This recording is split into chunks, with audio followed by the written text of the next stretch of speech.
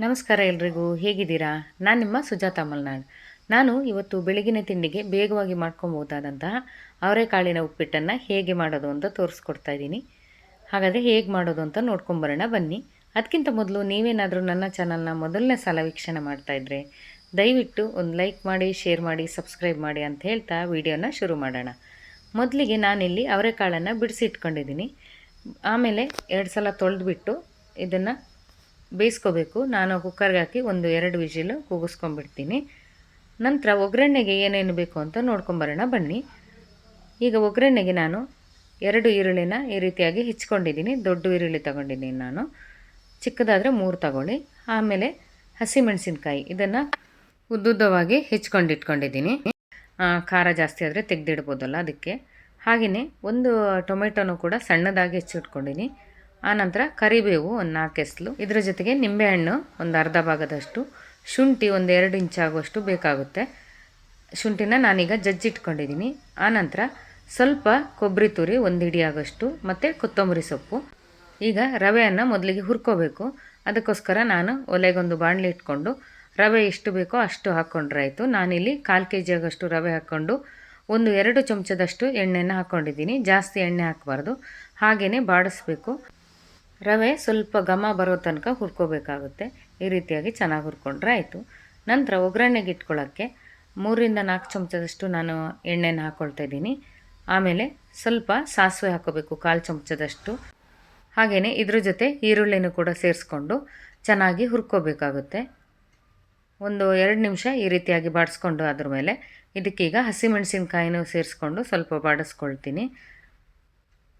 ಹಸಿಮೆಣಸಿನ್ಕಾಯಿ ಸ್ವಲ್ಪ ಖಾರ ಬಿಟ್ಕೊಂಡ್ಮೇಲೆ ಈಗ ಟೊಮೆಟೊ ಮತ್ತು ಕರಿಬೇವಿನ ಸೊಪ್ಪನ್ನು ಕೂಡ ಸೇರಿಸ್ಕೊಂಡು ಚೆನ್ನಾಗಿ ಇದನ್ನು ಬಾಡಿಸ್ಕೋಬೇಕು. ಇದ್ರ ಜೊತೆಗೆ ಸ್ವಲ್ಪ ಅಂದರೆ 1/4 ಚಮಚದಷ್ಟು ಅರಿಶಿನ ಕೂಡ ಸೇರಿಸ್ಕೋಬೇಕಾಗುತ್ತೆ. ರುಚಿಗೆ ತಕ್ಕಷ್ಟು ಉಪ್ಪು, 1/2 ಚಮಚದಷ್ಟು ಉಪ್ಪನ್ನು ಕೂಡ ನಾನಿಲ್ಲಿ ಹಾಕ್ಕೊಂಡಿದ್ದೀನಿ. ಆಮೇಲೆ ನೋಡ್ಕೊಂಡು ಹಾಕ್ಕೊಂಡ್ರೆ ಆಯಿತು. ಈ ರೀತಿಯಾಗಿ ಚೆನ್ನಾಗಿ ಹುರ್ಕೋಬೇಕು.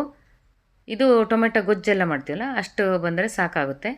ನಂತರ ಇವಾಗ ಹುರಿದಿಟ್ಟಂತಹ ರವೆನೂ ಕೂಡ ನಾನಿಲ್ಲಿ ಸೇರಿಸ್ಕೊಳ್ತೀನಿ. ರವೆ ಸೇರಿಸ್ಕೊಂಡಾದ್ರ ಮೇಲೆ ಸ್ವಲ್ಪ ಬೆಚ್ಚಗಾಗೋ ತನಕ ಈ ರೀತಿಯಾಗಿ ಸ್ವಲ್ಪ ಒಗ್ಗರಣೆಯಲ್ಲಿ 1-2 ನಿಮಿಷ ಈ ರೀತಿ ತಿರುಗಿಸ್ಕೋಬೇಕು. ಯಾಕೆಂದರೆ ರವೆ ಅದ್ರ ಜೊತೆ ಹೊಂದ್ಕೋಬೇಕು, ಆವಾಗ ಚೆನ್ನಾಗಿ ಬರುತ್ತೆ. ಇವಾಗ ನಾನು ನೀರನ್ನು ಸೇರಿಸ್ಕೊಳ್ತಾ ಇದ್ದೀನಿ.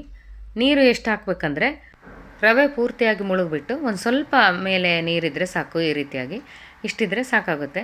ನಂತರ ಚೆನ್ನಾಗಿ ಈ ರೀತಿಯಾಗಿ 1-2 ಸಲ ತಿರುಗಿಸ್ಬಿಟ್ಟು ಇದನ್ನು ಬೇಯೋದಕ್ಕೆ ಬಿಡಬೇಕು. 1-2 ನಿಮಿಷ ಈ ರೀತಿಯಾಗಿ ಮುಚ್ಚಿಟ್ರೆ ಆಯಿತು. ನೋಡಿ, ಇವಾಗ 2 ನಿಮಿಷ ಆದಮೇಲೆ ನೋಡಿ ರವೆ ಈ ರೀತಿಯಾಗಿ ಚೆನ್ನಾಗಿ ಬೆಂದಿರುತ್ತೆ. ಈಗ ಒಂದು ಸಲ ಈ ರೀತಿಯಾಗಿ ಚೆನ್ನಾಗಿ ತಿರುಗಿಸ್ಕೋಬೇಕಾಯ್ತಾ. ತಿರುಗಿಸ್ಕೊಂಡಾದ್ರ ಮೇಲೆ ಈಗ ಅವರೆಕಾಳನ್ನು ನಾನು ಸೇರಿಸ್ಕೊಳ್ತಿದ್ದೀನಿ.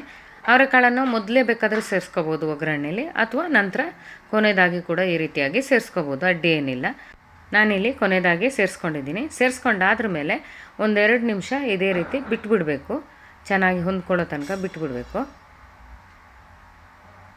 ನೋಡಿ, ಇವಾಗ 2 ನಿಮಿಷ ಆದ್ರ ಮೇಲೆ ಕೊತ್ತಂಬರಿ ಸೊಪ್ಪು ಮತ್ತು ತೆಂಗಿನಕಾಯಿ ತುರಿನ ಸೇರಿಸ್ಕೊಳ್ತೀನಿ. ಕಾಯಿ ಜಾಸ್ತಿ ಇಷ್ಟಪಡೋರು ಜಾಸ್ತಿ ಸೇರಿಸ್ಕೋಬೋದು, ಇಷ್ಟ ಆಗಲ್ಲ ಅಂದವರು ಕಡಿಮೆ ಕೂಡ ಸೇರಿಸ್ಕೋಬೋದು, ಅಡ್ಡಿ ಏನಿಲ್ಲ. ಕಾಯೆಲ್ಲ ಹಾಕಿ ಆದ್ಮೇಲೆ ಈ ರೀತಿಯಾಗಿ ಒಂದು ಸಲ ತಿರುಗಿಸ್ಕೋಬೇಕು. ಈಗ ನೋಡಿದ್ರಲ್ಲ ಎಷ್ಟು ಬೇಗವಾಗಿ ಅವರೆಕಾಳಿನ ಉಪ್ಪಿಟ್ಟು ಮಾಡ್ಬೋದು ಅಂತ. ಇದು ತುಂಬ ರುಚಿಯಾಗೂ ಕೂಡ ಇರುತ್ತೆ, ನಮಗೆ ಬೇಗ ಕೂಡ ಮಾಡ್ಕೋಬೋದು. ಬೆಳಗಿನ ಗಡಿಬಿಡಿಯಲ್ಲಿ ಈ ರೀತಿಯಾದ ತಿಂಡಿ ಮಾಡ್ಕೊಳ್ಳೋದು ತುಂಬಾ ಸುಲಭ ಅನಿಸುತ್ತೆ. ಹಾಗಾದರೆ ನಿಮಗೆ ಈ ರೆಸಿಪಿ ಇಷ್ಟ ಆಯಿತು ಅಂತ ನಾನು ಅಂದ್ಕೊಳ್ತೀನಿ. ಇಷ್ಟ ಆದರೆ ಖಂಡಿತವಾಗ್ಲೂ ಒಂದು ಲೈಕ್ ಮಾಡಿ, ಶೇರ್ ಮಾಡಿ, ಸಬ್ಸ್ಕ್ರೈಬ್ ಮಾಡಿ ಅಂತ ಹೇಳ್ತಾ ಮುಂದಿನ ವೀಡಿಯೋದಲ್ಲಿ ಸಿಗ್ತೀನಿ. ಹೋಗಿ ಬರಲಾ? ನಮಸ್ಕಾರ, ಎಲ್ರಿಗೂ ಶುಭವಾಗಲಿ.